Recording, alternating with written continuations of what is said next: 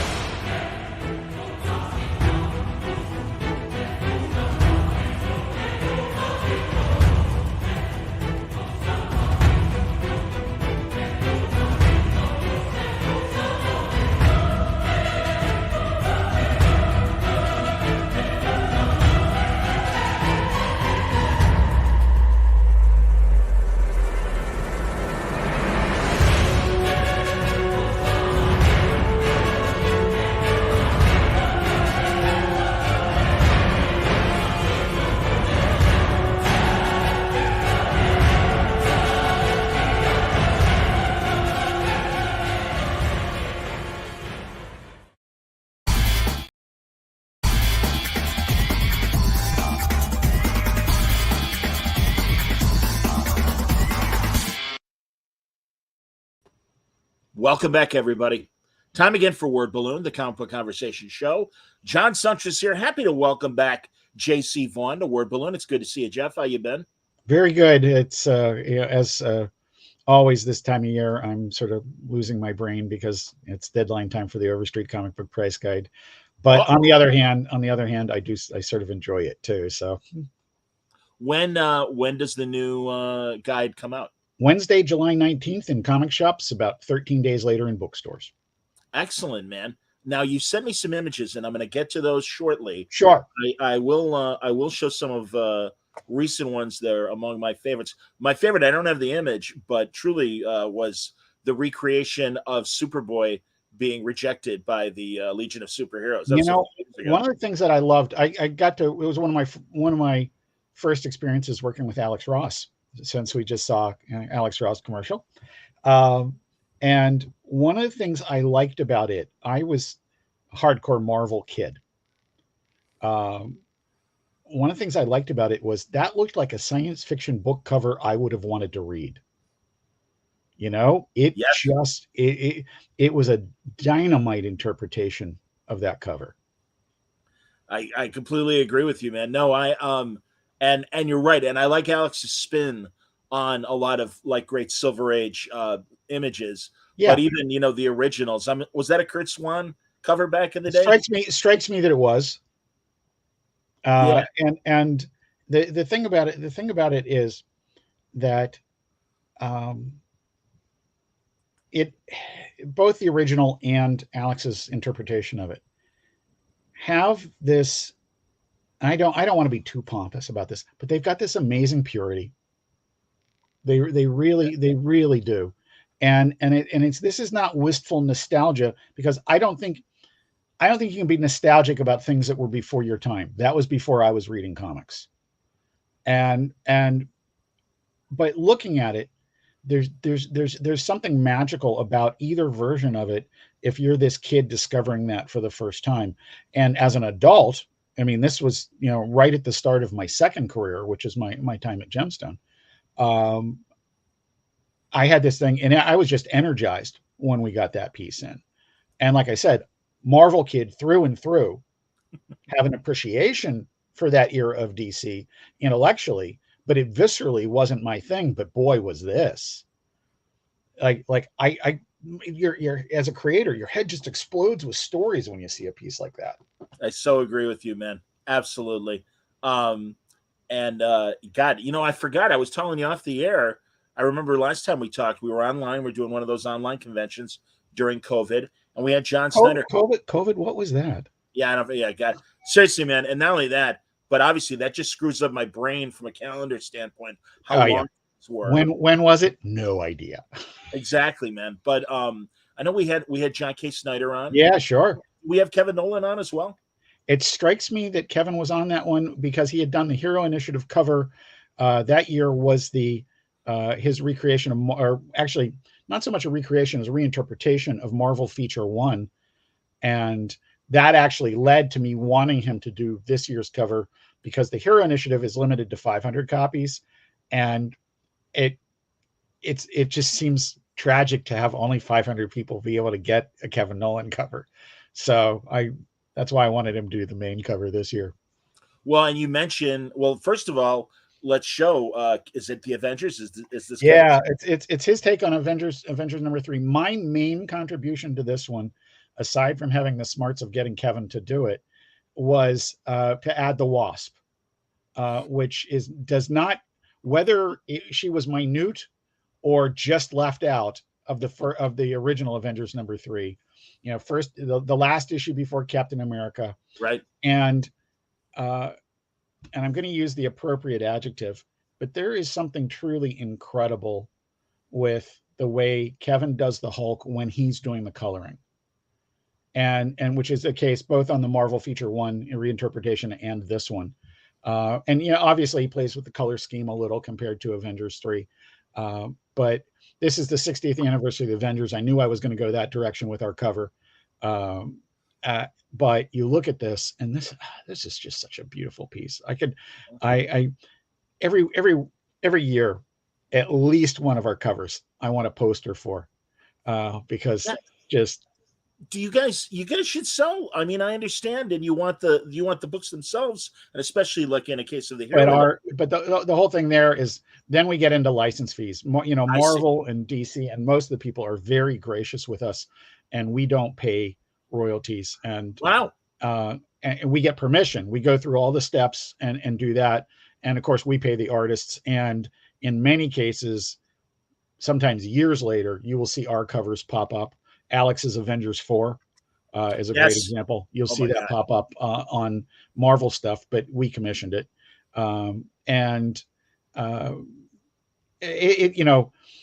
want to undermine it. Now, I'd love to get in a situation where we had permission to do some giveaways at the booth. It's, when we have the years where we have a booth at San Diego or some of the other shows, retailer summits and things like that.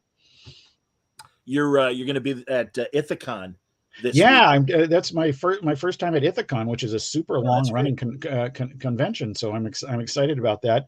My pal Ed Cato has been trying to get me up there for some years. So that's great. No, it's the second oldest convention in the country. Right in San Diego, and wonderful show. And Ed has been gracious enough to be a sponsor here at Word Balloon with Ithacon, and I love it. I also love the fact that it's a great way for the students to learn event planning. I think that's incredibly smart. I often say clever, and I don't mean it as a positive, but in this case, I actually really do. It is genuinely clever to have that involvement, and not only do the practical thing of event planning and the interaction with comics and talent and retailers and everything else. It's also fundamentally a chance to get your feet wet and see if this really is your calling. And college should be about that. 100%, man. I just was at my alma mater, Illinois State, and was a big part of the radio station there. And the faculty sponsors have not only continued to provide a radio station, but they do event planning for a lot of the other clubs and departments. I think it's really smart in the era in which we're living. We find a lot of people who have tremendous theoretical background when they get out of school, but have no practical application and are really thrown for a loop when the real world slaps them in the face. So this is something great. Absolutely. No, I completely agree. We mentioned the last year's Hero Initiative cover, and here's this year's. Yeah, we literally we allowed comic art fans to break the news yesterday, and in the daytime, and then we posted it this morning, and I just love this. I was looking at, this is really bizarre timing, but Marvel 2-in-1 number 51, which is that great poker game that Peter Gillis wrote and Frank Miller illustrated, has the like one of the first times I ever effectively saw a negative space used in an interior page in a comic. It's got these inset panels at the top and inset at the bottom of the people playing poker, which was Wonder Man and Jarvis and Ms. Marvel and Nick Fury and the Thing. And the overarching shot of all of them around the table, there's no background, and it's totally a negative space thing. Wow. And I thought, how weird is that I'm doing a retro review of this the day the Comic Art Fans is breaking clearly the modern master of the negative space cover, John Tyler Christopher. It's an amazing image, absolutely. And I gotta give a shout out to our editor for print, Mark Huseman, who always does our logos. And I think, we do with the Hero Initiative cover and the big, we do something like 3 or 4 or 5 covers a year for the price guide. And since number 40, Mark has done all but 8 of them. Wow! He builds a custom logo for every book. Yeah, this is for people who are listening rather than watching. Another reason why you got to see the YouTube video, everybody. You can see these amazing covers, but it's Red Sonja, and certainly the logo, kind of evokes that absolutely classic Red Sonja logo. And Mark started that with the Hero Initiative edition on number 40, which was a recreation of Conan number 1, because it was Conan's 40th anniversary, our 40th anniversary, and he built it just like the Conan logo, and since he's gone to town every time since then. We've had a couple exceptions. Darwin Cook did his on number 40. You mentioned John Snyder III. He asked us to reuse Darwin's logo the last time we did one. It was a tribute. It was a tribute to him. And there's a couple of others that have done it. Ryan Sook's Planet of the Apes cover. He even did the font from the lettering on the movie posters for Planet of the Apes. So that was definitely not. But seriously, Mark, it really, it's not something that gets a lot of acclaim, but every year he builds all these logos. Well, I'm glad you acknowledge it. Absolutely, man. Here's a great death dealer. I got to work with Dan Lawless on a project for a mutual friend of ours that I wrote and Dan illustrated. And I'm just like, man, I should have him do a price guide cover. And I was just poking around. I wanted something that wasn't Marvel or DC. I have to, our main cover, I mean, in all seriousness, I'm interested in selling the book. I'm not interested in keeping inventory.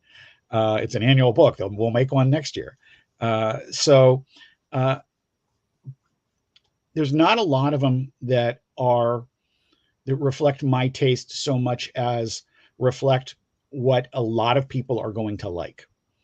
But there are smaller covers, I call them. I do start injecting a little bit of my taste in there, a little bit of whimsy. Like, it doesn't have to be Batman. Clearly my default character. For anybody that looks at the price guide since number 40, it's evident. There you go. Mark Chiarello's brilliant cover about that. People started imitating that cover as soon as it was out. That was just freaking awesome. And Mark, while he was at DC, had a hand in, let's say, the next 9 price guides after that, of literally telling me how to work with an artist who maybe the editors were driving crazy, who had a hole in their schedule that could get something done.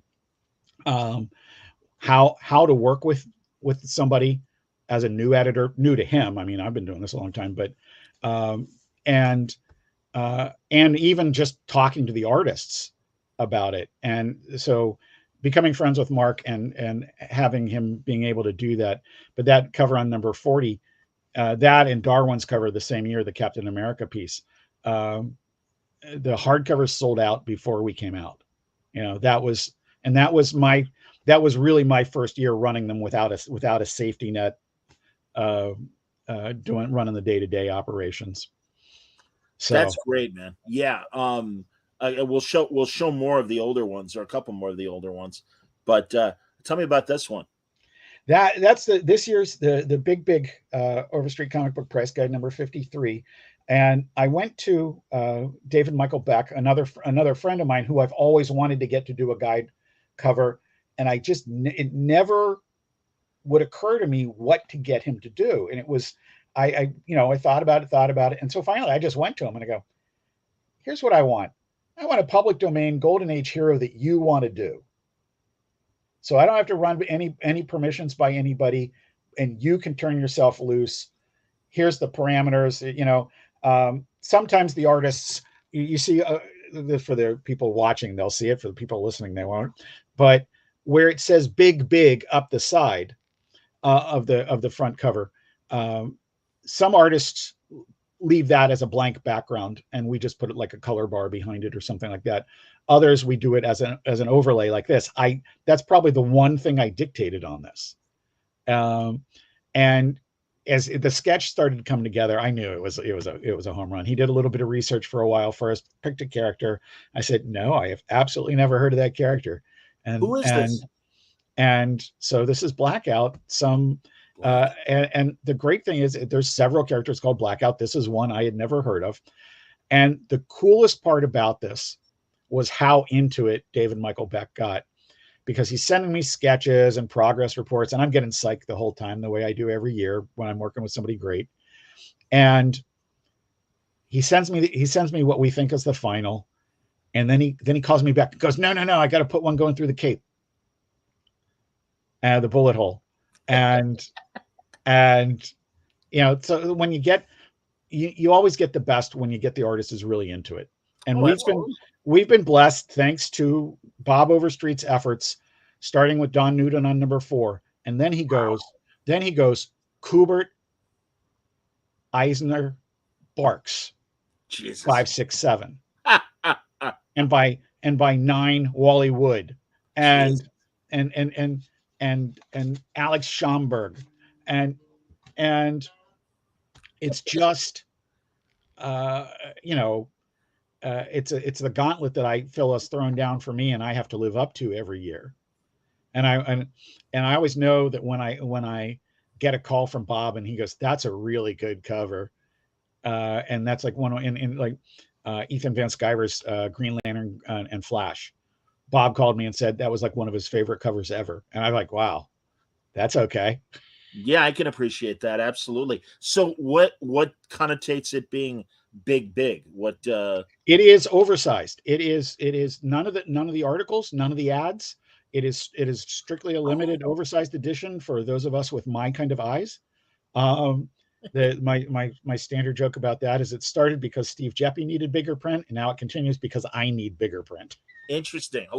Oh, I see. Literally, it's for eyes. Yeah, it is bigger because we're pretty freaking minute in the price guide this time. We should come poly-bagged with a magnifying glass, but no, I understand. Listen, before we go into more covers, Comic Boom has read my mind, and I do want to get into this. And I question his use of the word relevant, but he says, how relevant has Overstreet been since the onslaught of comic pricing apps in the last 5 years? Has it changed how Overstreet approaches its annual price guides? I want to slightly modify that. Yeah, sure.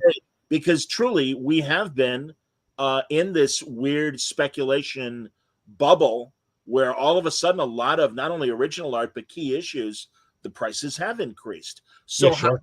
I mean, really, because Overstreet, and I don't know, I don't speculate. I'll buy the occasional reader copy of a Silver Age thing that I really want, but for the a Nick Cardy cover or something like that, for example. But yeah, I mean, I've been amazed at the jump up in price on a lot of books. So how does Overstreet react to how do we deal with it, the fact that we're an annual book in a volatile marketplace? Yes, the truth is, we didn't do a great job of it for a few years. And the thing that's worked for us with that was that every time that there's a crazy boom, there is some settling in prices. And if you were to take in aggregate the guide over its 53-year history, more often than not, when you go to 9.2 and lower, you're going to find the guide is either right on over time or really close to it. Okay. I had when we were doing the 40th anniversary panel at San Diego, we had a retailer imply that we were fixing prices. And, that's a fairly serious accusation to just throw out there, particularly in the era we are in, which was at that point well inside the era of six-figure comics. And now, of course, we're well into the seven-figure era. And that's a pretty serious accusation. But before I could answer it, while I'm sitting up on the podium, figuring out my political response, like how I'm going to handle this in front of a crowd, because I can't get down and slap the guy. A guy raises his hand in the front row and says, "Hi, could I answer that?" And in my head, I'm like, "Oh, brother, buy me some time." And he gets up and says, "Hi, I'm a scientist at the Jet Propulsion Laboratory for NASA, and I've made a big study of the guide over time. And it'll miss from year to year, and there'll be things that it misses. But first off, it's a price guide, not a price list. It's a foundational point. And it gives you a good perspective, but it flat out says this is not a price list." And then he says, "But over time, it usually proves to be right." Now he says, where the price guide misses is there's always these hot books that come out right now or something. And in these days, now this guy didn't say this because this wasn't so true back then, but now the minute there's speculation that the character is going to be in a movie or TV or show, first appearances, and that stuff goes crazy. And there's a great app for that, Key Collector. We use Key Collector, and when we came out with Overstreet Access, which will be another part of my answer, one of the first things was like, "Oh, we're going after Key Collector." I'm like, "No, we're not. We showed Nick the thing before we ever launched," and that is the other answer here. Nobody on our side is afraid of any competition. The great thing is we've got a name that allows us to come late to the dance, and there's no question that we did. It allows us to come late to the dance and still have a good time. And now with Overstreet Access, we're able to address a few things in that the physical guide just would not permit. We just added something like 92,000 variants. Wow. And this is something in the physical price guide, we would note the ones that broke out. Here's a variant that's worth a lot more than the regular edition. But these days, when you've got 27 million variants of each issue, most of them do not accrue any value beyond the regular issue's value. And in some cases where they've put the senior or better artist or the more desirable composition or whatever on the main cover, the variants don't even do as well as the other one. But for us as completists, we want to list them. And this is what Overstreet Access is going to enable us to do. It's very much a growing site. We're not nearly where we want to be yet. We have not pushed it hard advertising wise. We've spent an awful lot of money doing it so we can do it right. And that's going to continue. We've rolled out all sorts of stuff that we've added in over the last year that we haven't even touted yet. And we'll keep doing that, and very confident about the product and what it'll help people do. And the best part about most of what we have, which is all the encyclopedic information and everything pretty much except the collection management tools and the prices, is all free. Okay. That's cool. And yeah, I mean, that is another great facet of the guide are the articles and things. I mean, I've always appreciated. Yeah, but I mean, like literally, if you look in Overstreet Access, you go in there and you pull up. You just mentioned Nick Carty, and Nick Carty. It's really one of these things in hindsight that you figure out as an adult. Like I said, through and through, I was a Marvel kid. But when I would get DCs on car trips because you could get them at the truck stops in those 3-bag sets. when I would be walking in downtown Pittsburgh, where I grew up until I was 15, and I would see on a newsstand, if I bought a DC comic, I almost never went to the comic shop to get DC. I went to get my regular stuff. But if I saw something that was odd, in hindsight, they were almost all Nick Cardy covers. Yeah. And particularly Teen Titans. Yes. And just, oh man, just so great. But if you wanted to look in, say, an issue of Teen Titans, and you see a list of all the characters that appeared in that issue and other appearances, you can search by character and things like that. Some of the stuff is very well populated. Some of it's sort of populated, but it's growing by leaps and bounds. And I'm really proud of where it is now. And in the proverbial phrase, you ain't seen nothing yet. What is the URL? Is it Overstreetaccess.com? Overstreetaccess.com, everybody. There you go. No, that's great, man. And I'm glad you guys are, reacting to what's happening as far as and it took us a long time, and there's no question about that. When I started the project, I had hair. Nice. No way around it, man. Hilarious. So you mentioned you're writing something. Can you announce what it is, or are you still? I write a lot of stuff all the time, but my current projects right now, like literally last night, launched Al Capone Vampire #2 on Indiegogo. And it's an outgrowth of my series Vampire PA. Matter of fact, it's the continuation of Vampire PA. Who's publishing that? American Mythology will have it in the comic shops. The crowdfunded editions, because I really believe that the people who are doing the yeoman's work of backing me and helping me get the thing done deserve some additional kudos, not just getting the comic a little ahead of time. Most people know me as the Overstreet guy. I have a very, very small ego about this, because they know me as the Overstreet guy. They know me as Steve Geppe's guy, all this kind of stuff. I have no offense at that. They know me because of my position with the Overstreet comic book. Yeah. There's no question about that. But as a creator, I want to reward those guys. And so there's all sorts of backup stories. The number 2 has a graphic novella that I've been sitting on for 10 years. Wow. And it's a lot of fun. And I was going to do it as its own Kickstarter with the slogan, a romance comic, because black and white crime comics weren't hard enough to sell. I love black and white comics, man. The right black and white, absolutely. And part of that for me is I'm a Planet of the Apes guy before I'm a comic book guy. I was into Planet of the Apes first, and comics were at that point for me when I was younger. When I was really little, like comics were just car trip stuff. Okay, sure. Or at the barber shop, or yes, the shoe store.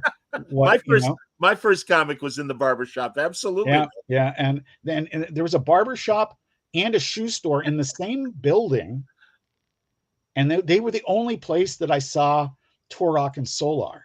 Hilarious. When I was really young. Gold Key stuff, everybody, for people who don't recognize who the publishers might have been back then. But yes, indeed. And Dell. But yeah, man. But so I've got 1 or 2 backup stories in there, and then when they come out in the comic shops, the one thing I wanted to do, working with smaller publishers, which is pretty much what I do, smaller medium publishers, I guess I should say, the issues that come out then, I want them to be monthly. The one thing that once we're done with number 3, which we are halfway done with number 3, up to the colors, we'll start soliciting the first issue, the first of the 4 issues in the direct market. I've got a Howard Chaykin cover for that. Oh, that's great. That's perfect. Yeah, it's badass. It's just real. It's really wonderful. And then Aaron Lopresti did my second one, and excellent. I'm working. I've got I don't know if you know Simone Gigliomini, who did Near Death for Image. Okay. Great unsung hero as far as I'm concerned. Was that Jay? I was trying to think of the writer of Near Death. Jay Faber. It is Jay Faber. Yeah, Absolutely. Yes, yeah, yes. Of course. yeah. Oh no, I have Near Death. Absolutely. And No, that was beautiful. Yeah. and I really liked, and I followed Simone on Facebook. And so finally just reached out like, hey, do you want to do a cover for Al Capone Vampire? And the amazing thing is how many doors that phrase opens. They hear Al Capone Vampire, and it's actually probably the single most commercial thought I ever had. You're talking to a Chicago guy, so so you know, there you go, man. and Absolutely. And we've done really, and so he'll have the cover on the third one, and it's gorgeous, and he gave me another one too, that'll be a variant. That's wonderful. And the coolest thing about this is, I had reached out to somebody that I wanted to color it, that I saw it in my head the whole time, and the person didn't get back to me, and just by timing, I happened to have a mutual friend ask me about Noelle Giddings, who was the main colorist at Milestone. Okay. Ask about her selling her original color art, because as you alluded to, the market for original art has gone so crazy that now there is a thriving market for original color guides and color art. Wow. And this is different. This is different than there ever was in the past. I was talking to people at Hakes Auctions, and JJ Jackson, Janet, her color for the main cover, the dark blue cover of Static #1, that she did before Noelle came on board, sold for $4,000. You remember you could buy a whole issue's worth of color for $100 not that long ago. Wow. And so there's a phenomenal thing. So at any rate, between the 30th, between our mutual friend reaching out for some advice for Noelle and me seeing that she had actual new pages in the Milestone 30th anniversary special, I had, what the heck? I'll see if she's going to color it. And this is a dream for me. So she'll do Simone's cover. I've got to, that's one of the things I have to try and get done this week. And I don't think it's happening before Ithacon, is I've got to get it transferred to, or I've got to get it the output onto Artboard, so she can actually, she physically paints. And I'm over the moon, because I didn't know she was doing any comic work. She's, quite the fine artist now. And so this is, I'm geeked out about it. That's incredible, man. Well done. Congratulations. That's wonderful.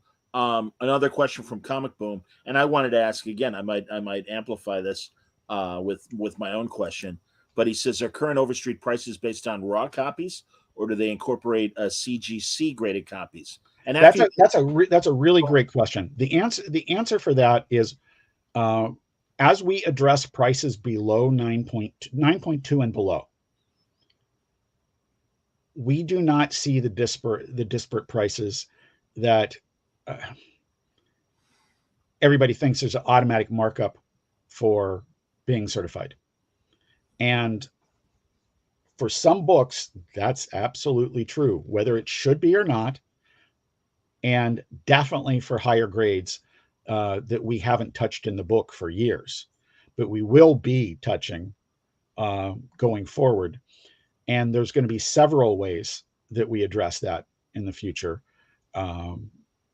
That said, if you were to look at 9.2 on average, the guide and raw and certified books for anything other than Golden Age, the threshold's a lot lower for Golden Age because there's so fewer of them. Sure. But I feel pretty comfortable like in the 9.2 range, and that for anything, like, I'm not talking about recent books, because then a lot of that stuff still isn't certified. But if you were to go back to back through the Silver Age, 9.2, we're not. I feel very comfortable where we are in 9.2. Okay, I understand. How do you guys arrive? Is there a panel? Are there other sources? Let me tell you, this may be the thing that cracks people up the most. We get as much input as we can. Good. But Bob and his pricing team, and it really is Bob Overstreet still calling the shots on that. I may be the president of the company, but Bob does not. Bob, in terms of pricing, does not answer to anybody but Bob. And he's 85, and he says the guide keeps him young. That's great, man. And I asked him. I was talking to him the other day on his birthday, and he said that I said, "Do you ever imagine that you were going to be doing this when you're 85?" And he said, "I had no idea." And the truth is, the first 2 months, he didn't even know he needed to do price guide number 2. When number 1 came out, and it was, a few months before some corrections started coming in, and that was the first of the Overstreet advisors, so. And what is his reaction to this current speculation boom? A lot of it is akin to in a much larger scale, given the prices we're talking about. But if we go back to the 90s and remember whatever the hot variant was, or that kind of thing, you would have the Wizard price would go way up. And then 6 months later, it'd come back down to earth. And meanwhile, we've got an annual book. We haven't been out again. And by the time we come out again, we're right. Okay. It's not that simple with the modern surge, because what happened is something that's probably never been replicated. Well, it's probably never happened previously, and it's probably going to be hard to replicate, is what I should have said, is the confluence of pandemic, people stay home, people don't spend their vacation money.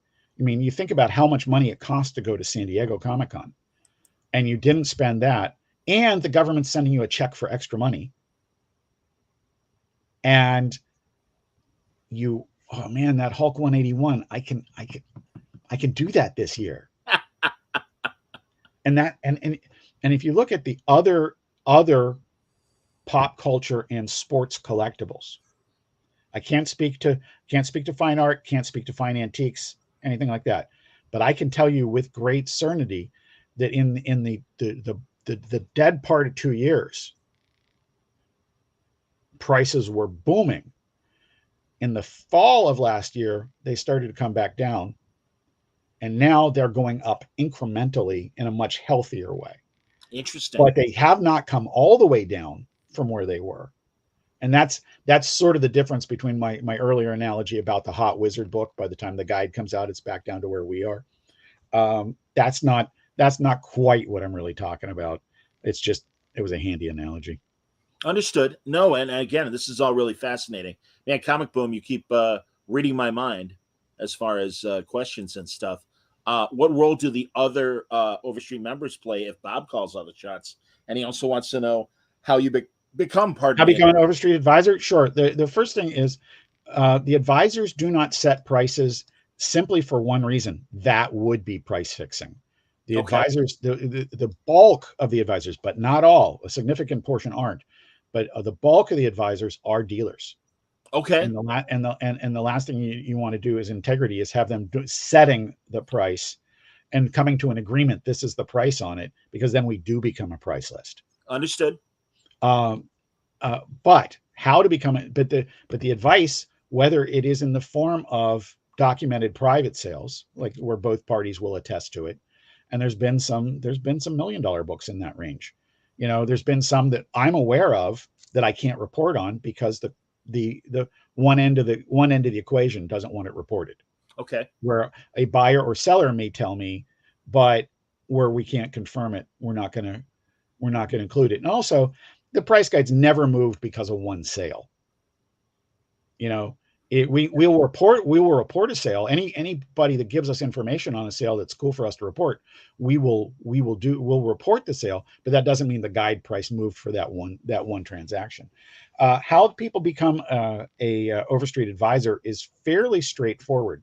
If you can get 2 of the existing advisors to write you recommendations, and if you are willing to participate, and this is the key thing, we've found over the years, a lot of people want the title but don't want to do anything. And so that's why you'll see, other than death or retiring or that kind of stuff like that, that's some of the reasons you'll see some people drop out of the book. We'll never drop people out of the thank yous that gave us foundational data. If you look at Don and Maggie Thompson, well, Maggie's active as an advisor, but Don's still in the credit for data they gave Bob way back when. And so we always try and acknowledge that. And we've even carried that. We're carrying that over to Overstreet Access. We'll have the same thing there with contributors there. If you've done a contribution, it's going to be listed, period. But what we can do on advisors is when people are willing to contribute, and contribute can be sending us corrections after the guide comes out, like, hey, this is wrong, or hey, we always thought this was the first appearance of this, but here's a prototype of this character, and that, stuff like that all comes up from the people who are truly into that particular niche, knowing more than the average collector, and contributing it and sharing it with others. So just, basically it's right in the information on how to contact us. The easiest way is feedback@gemstonepub.com. It's in the guide. And Mark Huseman, our editor for print, monitors it all the time. And we are always looking for people, whether they are historians, collectors, dealers, or even creators, that know what they're talking about. And get this, because while there may not be room to list every single first appearance of a creator's work that we would like to in the guide, we have no space limitations in Overstreet Access. And we're going to do more and more and more of that. So on the suggestions as far as the price list, is that a subscription thing as far as Overstreet? On Overstreet Access, getting the pricing data we're down to last days here to make a decision. But what I think is going to happen is I think that anybody who buys the price guide will get the bronze level membership at no charge, because bronze level, which is roughly $3.95 a month, but I think you get 2 months free. It doesn't give you all the bells and whistles, but it certainly gives you enough to get started and find out whether you like it or not. We're really close to making a decision on this, and I think what's going to happen is that I think everybody that buys the book will get that level, and they can choose to upgrade to the higher levels and have more collection management things. It is, like I said, I feel like we're growing it the right way. Sean Sipple, who is our architect of it, basically, he got us to pay him to build the thing he wanted to use. He's for a programmer, he's also our desired end user. A lot of you run into a lot of these situations where it's not comic book guys building this stuff, and so I feel very fortunate in that regard. Okay, and then Comic Boom. All right, last question, Comic Boom. Interview Jeff on your time, Comic Boom. I'm kidding. Does Overstreet Access have regular retailer reports? It does not yet, but it certainly will be doing so. Okay. I expect that to start. I expect that to roll out this year, and to have them on a rotating basis, and not to need to wait a year till they have something new to report. Like if they came out of MegaCon or Fan Expo in Dallas or C2E2 or whatever, and had something like, I can't believe how much I was selling Goat Rider number 16 for, then it may be a short report, or it may be like something really in depth, like, hey, I just realized over the course of this year that bam, bam, bam, bam, bam. And for our listeners, I was using lots of hand gestures. I love when I catch myself doing that. It's all good, man. But at any rate, radio for 30 years, and I constantly use my hands. That's good. I want to show a couple more of these covers that I just did. Sure. And man, I'll tell you, I love Archie's hero line. Now, did you get a look at the Lost Universe book, John? No, tell me about this, because I'm very curious. Because I'm a sucker. I'm a sucker for public domain, and Tower. This is my baby. This is my baby. I I normally, when I work with Mark Huseman, like I said, our editor for print, who is our main designer, and I've worked with Mark for 26 years. And our other outside designer is Don Guzzo, who is a Marvel bullpen veteran, and does all my comics too, my personal Okay. comics. And Don is just aces. I normally go, okay, here's basically what I want, and whatever they give me, I go, this is cool. I probably came as close as I do to driving them crazy on this one, because I saw the whole thing in my head. And so if you get a copy of this book, and I'm going to open to the Atlas Seaboard because that's what started it. It opens with a description. It opens with a description I'm of zooming the in. publishing company and when they were publishing, and what revivals there have been, if any. Sure. And then we get a great page of original art. Outstanding. I have a good friend who's a big Atlas Seaboard art collector. Excellent. And then the rest of it is photojournal with Overstreet prices. So even after the prices are no good, you've got a visual checklist for this. Yes. So we've got, you showed the cover with the Archie characters there. Yep. And one of the other covers, I got Lee Weeks to do Iron Jaw. I mean, oh man, oh wow, that's great. and the Archie as a Lost Universe, Archie is 6 Lost Universes. There's 6 separate eras of this, and we were so fortunate to get Paul Castiglia and Rick Offenberger, who literally wrote the book on MLJ, to come in and do a lot of work on that section. My friend Scott Braden, who was original Overstreet's fan guy way back when, contributed a lot of stuff to this, and this book is a template for a lot of specialty things I would love to see going forward. And that's one of the things that Overstreet Access is going to help us with, because by this time next year, I will be able to export from the database straight to InDesign. And it will enable me to do a book that I don't have 1 million man hours in, so I can justify doing a book with a smaller print run. Meaning there's all these little specialties that we could do this. We've got a second edition of Lost Universes lined up, and it will have, like where this one had the Archie MLJs and Valiant and Defiant and CrossGen and Comics Greatest World from Dark Horse, the Malibu Ultraverse, and an original Milestone also. Wow. One of the key ones in there. And Tower for the Thunder Agents. We will have the Marvel 2099. Oh, fun. We will have the Fawcett Marvel family. Oh, even better. There you go. We will have because we're about getting something for everybody, we're going to have Chaos Comics. I just got the art in for a Lady Death cover, and it's done sort of 90s style. So it'll be really great. And there's all these niches that just aren't that documented, and I think it'll be fun. And then I'd love to see Overstreet Comic Book Price Guide to Star Trek comics. Say it again. I didn't. Star Trek comics. I'd love to see Star Trek. Oh my God, the Star Trek comics. Oh my, you're talking. There's only a handful that are worth any serious money. But when was the last time you saw, other than online, any kind of index of them? Agreed. Yeah. And one of the things that we did with this is we populated it with a lot of interviews.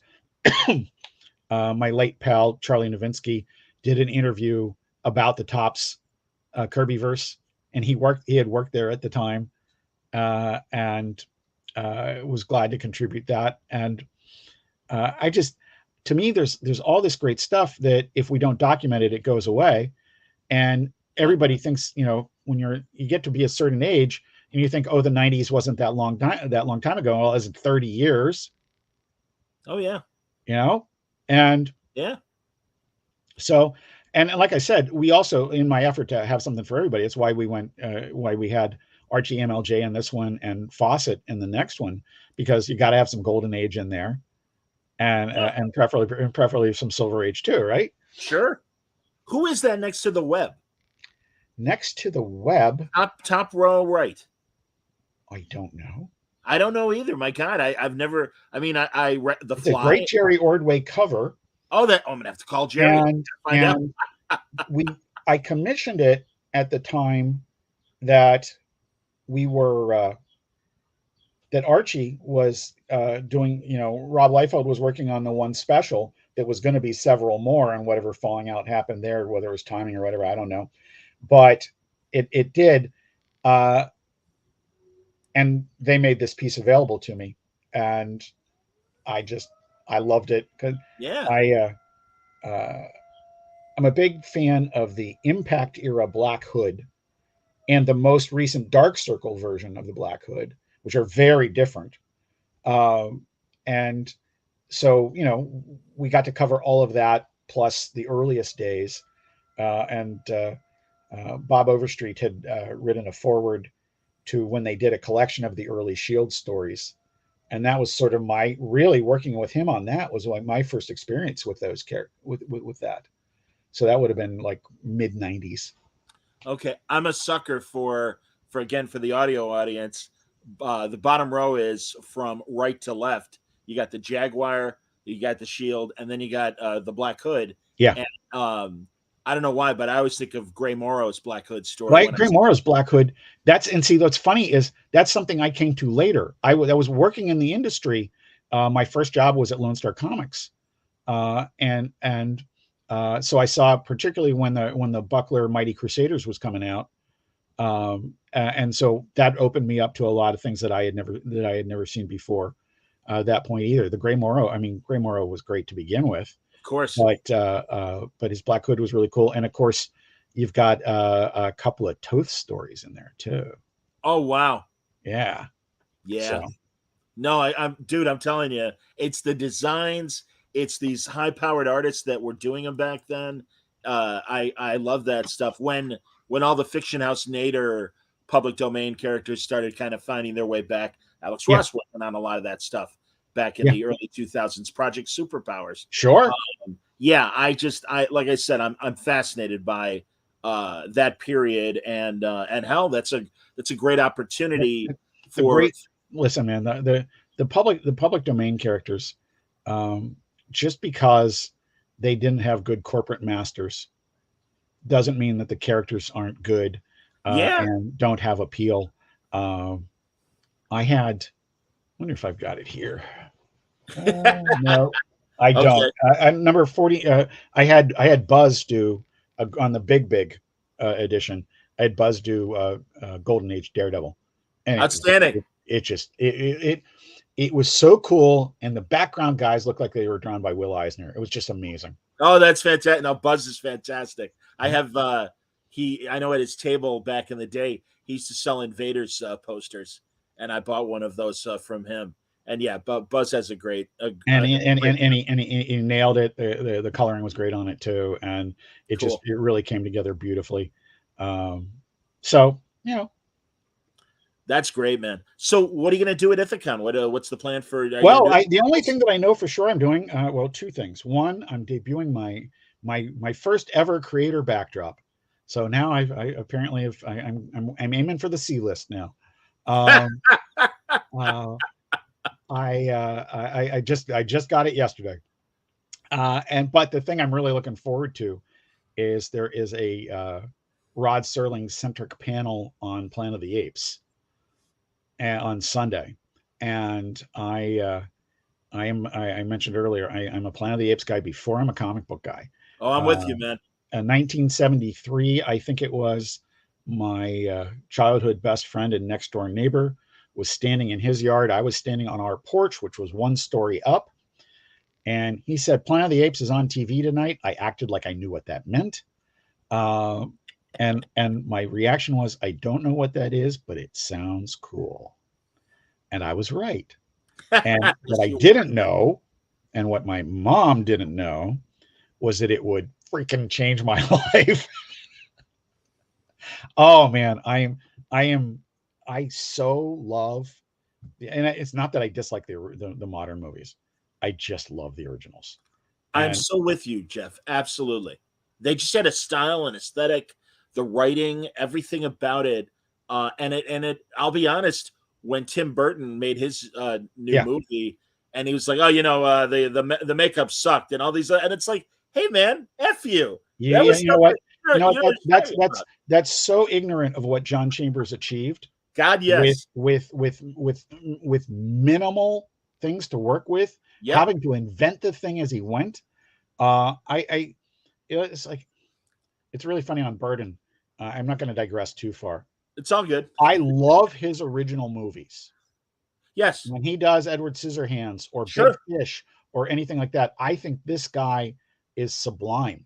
No, he's a very creative. When he touches any existing property, I just cringe.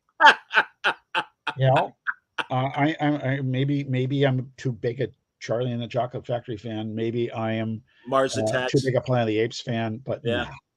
No, I'm with you, man. I am so. And you mentioned earlier when we were talking about black and white comics, those Marvel magazines. When I saw number 5 was right when I was getting into comics, and there was a newsstand next to the supermarket. We lived for 2 years in northern Jersey, and there was a newsstand, and my mom knew that I'd be good if she placated me. I was a pretty good kid. You know, I wasn't lighting things on fire. But there was a newsstand right next to her, and that's where I saw Creepy and Eerie and Vampirella. But Planet of the Apes number 5, man, and I was off to the races. First, I maybe only comic I ever subscribed to was that magazine. Wow, man! Again, great.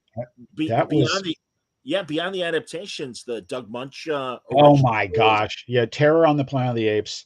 And some of the other Future History Chronicles and some of the other stuff there. The only miss, and it's not a horrible miss, was the thing to bridge Conquest, and it was like a 2-issue thing that bridged Conquest and Planet of the Apes. Okay. I mean, Battle for. But golly, and of course the magazine, some of the articles were great too. That's where I found out that there were 2 cuts of Battle for. Yes. I just love it. And then, you know who was fantastic stewards of the license was Boom. Yes, they were. I completely agree with you, man. Daryl Gregory's thing. I can just reread it. I have the shelf behind me is largely creators that I'm friends with and my own stuff, except the whole bottom shelf is Planet of the Apes. and I keep it. I just have to have it in reach.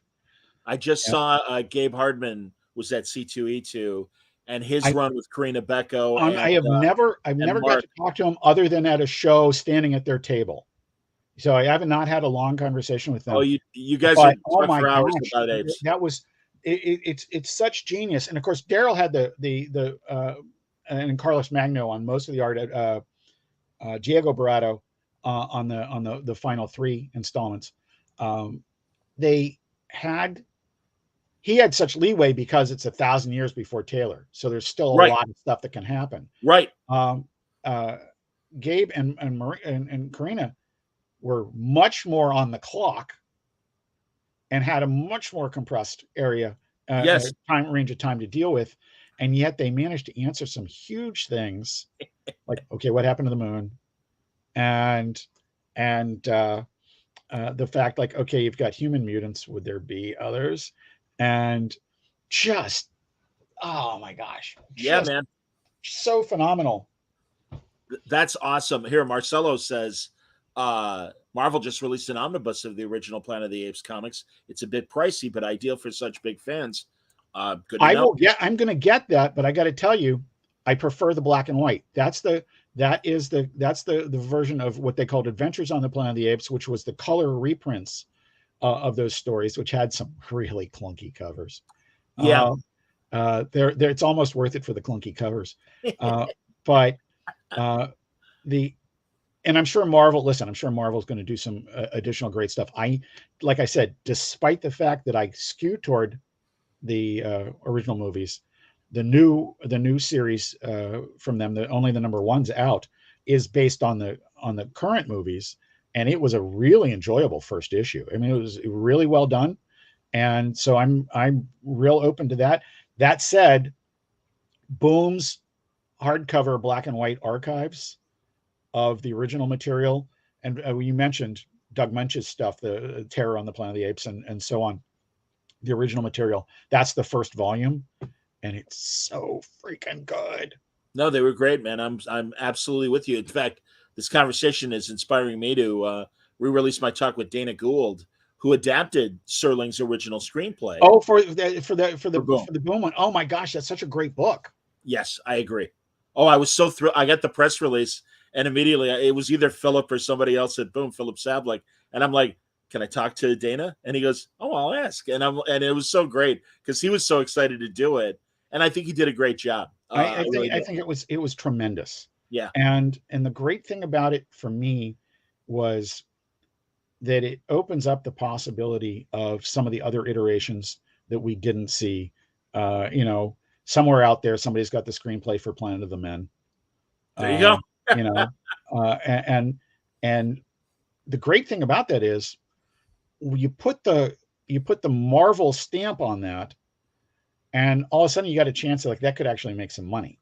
Sure. Where it's really for another publisher that may be way too esoteric. I hear you, man. No, absolutely. I get it. Yeah, I'm a longtime fan. You said the new first issue came out. Is that Dave Walker and Dave Wachter? Yeah. That's great. No, when I heard, I'm good friends with Wachter. I've had nothing but great experiences talking to David Walker, and I know both are such big fans. And Wachter is a perfect artist for this. I will say I did pick up the variant that defaults to the original series just because but the content was superior. It was very enjoyable. I liked it a lot.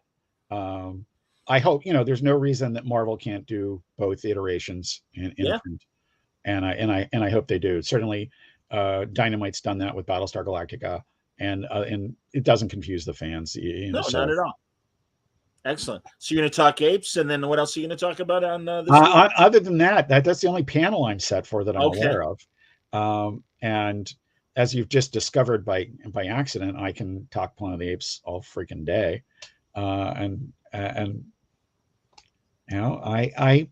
I look at it and it really was that Planet of the Apes number 5. I was getting into comics. It would have gelled, but that was the kerosene that turned it into a bonfire. I loved Mad's adaptations. The Planet That Went Ape.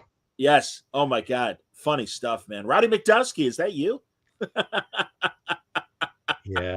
Acknowledging that in Beneath the Planet of the Apes, Roddy was on another movie. Yeah. I forget the British actor that they got instead to be Cornelius in that one movie. And of course, that's like one of those great trivia things that I have right now forgotten. I understand. Yeah, that's a good trivia answer. Absolutely. Again, man, I could easily go another hour with you talking apes. Absolutely. So that's great to hear. But Jeff, that's wonderful. So people, if you're going to Ithacon, you're definitely going to want to hit Jeff's table, JC Vaughn's table, and talk apes with him, and certainly go to the ape panel to hear more. Sure. And if you're seeing or hearing this in the, like, we're recording this on the 19th. If you hear it in the next 30 days, check out please Al Capone Vampire on Indiegogo. Yes. Yeah, man. Hey, and seriously, when you have new issues and stuff and you're running a crowdfunding thing, let me know, man, and we'll do a full-fledged listen, man, I'll love that. I will put that on the calendar for number 3, which is going to be a lot of fun. And because that number 3 is going to be the vampire origin of Al Capone. Outstanding. And I've even got, seriously, I've had so much fun writing this one. I don't usually do a lot of rewriting. I know my work is usually in plot. Okay. And once I do that, I know the characters are going to come, but I keep on stumbling into things. And Capone was why he got the conditional release from prison was he had the intellect of a 12-year-old. Yeah, he had syphilis. Yeah, and antibiotics arrested it, but couldn't cure what the damage had already been done. And simultaneously, he had been a cocaine user, and so he was in fragile health. Moved to his home in Florida, and then died there. And that's where I pick up his vampire origin. Oh wow! Because so we've literally got a page where the only thing new on it was I had our artist Brendan and Brian Frame draw the photo, but it is an actual prison document of Capone that I was able to snag off the internet, and my designer Don Guzzo was able to massage it into being print quality. And so we replaced the photo with line art, and it looks great. And I'm so geeked out to have these real things in there. But every time I find something like that, it changes how I'm going to play something all these years later when Capone comes back in modern times. That's amazing. That's great. I remember I forget which Road to Perdition book that Max Collins kind of wrote about Capone post syphilis, and simple. Yeah. And they may have been being kind when they said a 12-year-old. Well, yeah. You know? No, I understand, man. Absolutely. Well, Marcello is inspired by our talk and says he will watch the Apes movies this weekend. Somehow he's managed to reach 37 without seeing them. Oh my God! Now this is one of those rare instances in life where we have the opportunity to correct a tragedy. 100%. No, man, those 5 movies are fantastic, and I think they hold up. Obviously, listen, you can watch commentaries and see some obvious stuff with the budgetary cuts, the insanity of how low the budget was. Sure, but then you sit around and think. J. Lee Thompson directed the original Cape Fear, and and he was toward the end of his life, definitely toward the end of his career, doing Battle for, but a less masterful storyteller with the anemic budget he was given would have been crippled. I agree. And he does some great stuff. And the great thing about the Blu-ray is the current Blu-ray has both cuts. Oh wow, that's great. And so I urge Marcello to watch the second cut, not the theatrical release. Also, Conquest, they've added some stuff back into the violence in the speech. Oh man, the original final moments are much more brutal and scarier. Yeah, and it really is. They're phenomenal, and you know, this is where the nostalgia thing comes in. I just remember the day I finally got to see Conquest because it had eluded me. Okay. And it was during the Go Apes re-release where they had all, you know, first time I ever heard of a marathon. You know, so now we just call it binge watching, right? In the theaters, or was this on TV? Yeah, I remember in the theaters. Yes. It's a gorilla poster, blue, light, like really light blue background. Yes. Go Ape, and sort of in the Uncle Sam, I Want You poster. Yes. No, I remember it well, and yes, in Chicago, as I imagine in Pittsburgh, the movie theaters would absolutely do ape marathons, and also our 3:30 movie. Maybe 4:30. Oh yeah, and when, at that point I was in the 2 years I spent in Northern Jersey, so we were getting the New York stations. Okay. And so after school movies, Planet of the Apes was big, but it just kept working out that I just kept missing Conquest. So when I finally get to see it, and you know, and you spend a fair amount of time. I spend a fair amount of time in Los Angeles each year, and so going by Century City back in the day. You know? Yeah, for people who don't know, to be the futuristic city, Century City, this business complex was built on what was part of the Fox original movie. The original Fox lot, yeah, sure. Yeah, and so luckily it's right next door to the studio, and they just decided to shoot Conquest. And it was formed concrete, which was newish at the time. Yes. So it looked like the future. Absolutely. And it's always amazing with things like that. Like the main area approaching Carousel in Logan's Run was Forum 303 Mall in Arlington, Texas. And just places. And that happened to be the place where I would see Dawn of the Dead at the midnight movie. Nice. But hilarious. Which is another thing. We won't go down the Romero road, but I could do that all day too. So well, it's good to know. That's excellent. No, honestly, Jeff, great talk. Thank you Indeed, very John. much. Thank you so much for having me on, man. My pleasure. I really very informative. And Comic Boom says, great show as always. And thank you, Mr. Vaughn. He'll be subscribing to Overstreet Access. Hey, listen, we are glad to have everybody. I will tell you the one thing that I'm really proud of. Every single page on the left of the screen, about midway down the screen, there is a feedback button. And it is literally, it will allow you to do a screen grab on a problem or on a mistake or on something we're missing. It'll allow you to suggest new features. And our designer, our architect of the site, and I, and a couple other people, but those are the top two right there, we get copied on every one of them. Wow. And quite a few people have sent in, like we've had some guys send in dozens, and we've had some guys that are like, absolutely becoming advisors that have sent in even more than that.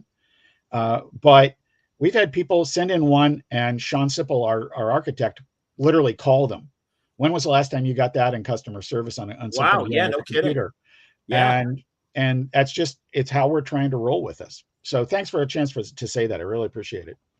Dude, I'm telling you, no, that's great. And again, I'm glad to hear that Overstreet is responding to the changes in the market and doing what they can to, do what they've done for 53 years now, as far as staying relevant and important to comic collecting. Thanks, again, it's a great brand, and I'm glad you're part of it and everything else you do, man. So yeah, come back and we'll talk more about Overstreet and whatever new books you get going. Let's see, we've got Overstreet, we've got Zombies, which we haven't touched, and Planet of the Apes. So we've got some long-ranging topics there.